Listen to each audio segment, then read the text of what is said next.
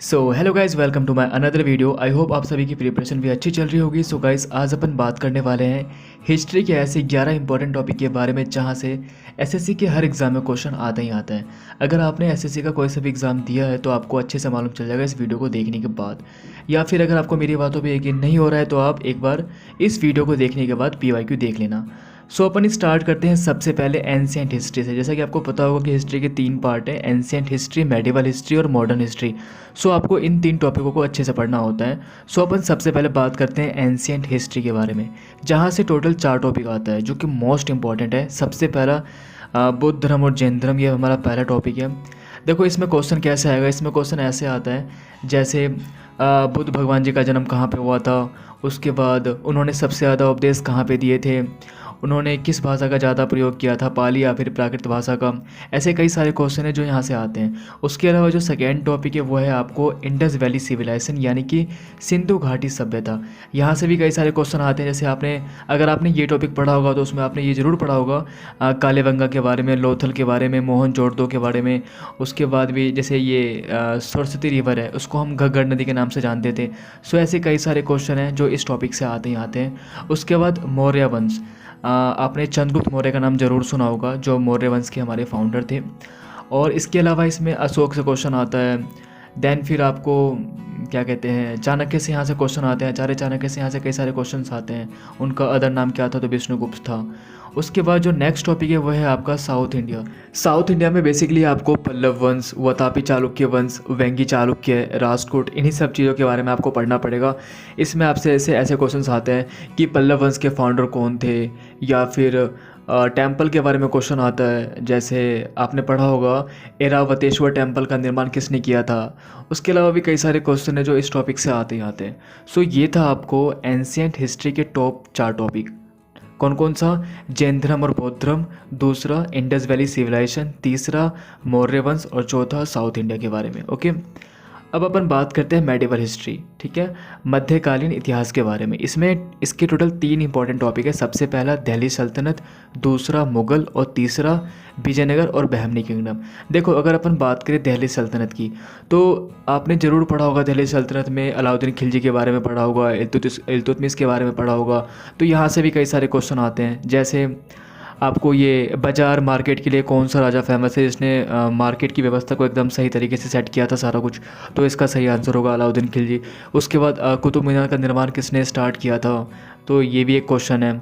Then फिर दिल्ली सल्तनत का सबसे अंतिम राजा कौन था, तो ये भी क्वेश्चन है। ओके, ऐसे कई सारे क्वेश्चन है जो इस टॉपिक से आते ही आते हैं। उसके बाद नेक्स्ट है आपका मुगल। मुगल में आपने पढ़ा होगा बाबर ने ही मुगल वंश की स्थापना की थी, तो बाबर के बारे में आता है, हुमायूं के बारे में आता है, अकबर, जहांगीर, शाहजहाँ, औरंगजेब, इन्हीं से क्वेश्चन आता है। सो इसमें बेसिकली जो क्वेश्चन आते हैं वो इस टाइप के होते हैं। जैसे बाबर ने कौन कौन सी लड़ाइयाँ लड़ी थी, उसके अलावा अकबर ने कौन कौन सी लड़ाइयाँ लड़ी थी, और अकबर के वॉर के बारे में जैसे आपने पढ़ा होगा हल्दी घाटी का जो युद्ध हुआ था वो क्वेश्चन आता है।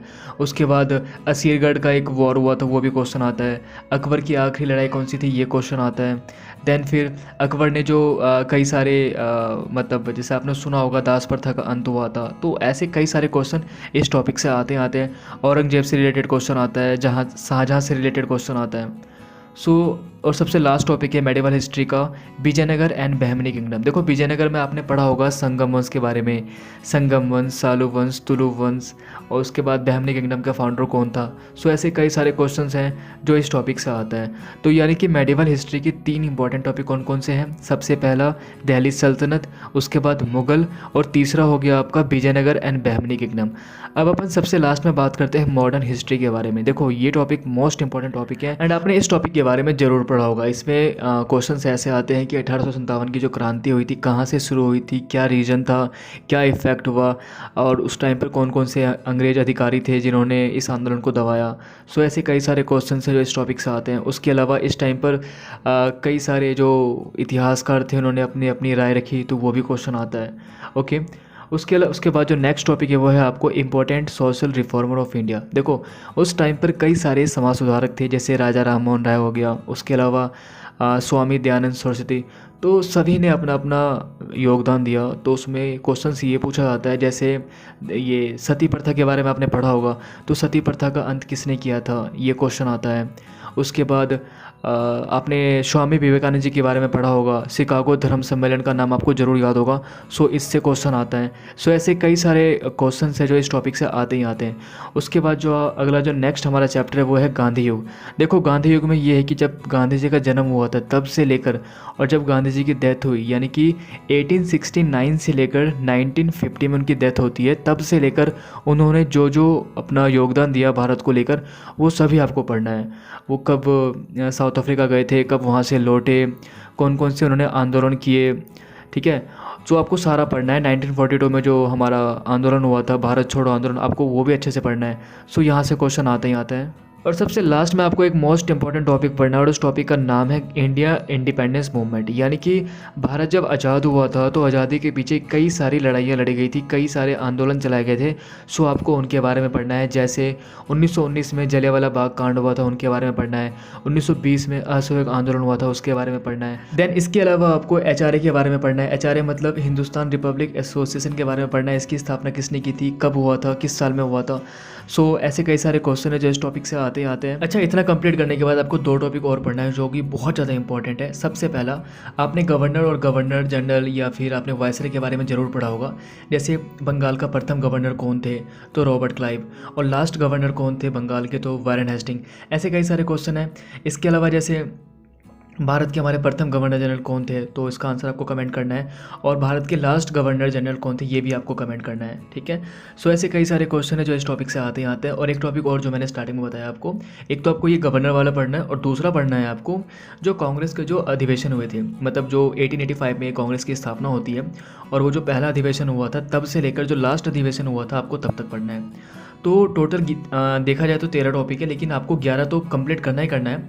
अगर आपके पास टाइम बच जाए तो ये 2 टॉपिक और कंप्लीट कर लेना। और आपने मेरा नोट्स वगैरह देख लिया होगा, तो ये सभी के सभी मैंने यूट्यूब से ही कंप्लीट करे हैं। और बाकी अगर आपकी कोई क्वेरी वगैरह होती है तो आप मेरे को इंस्टा या फिर टेलीग्राम पे मैसेज कर सकते हो।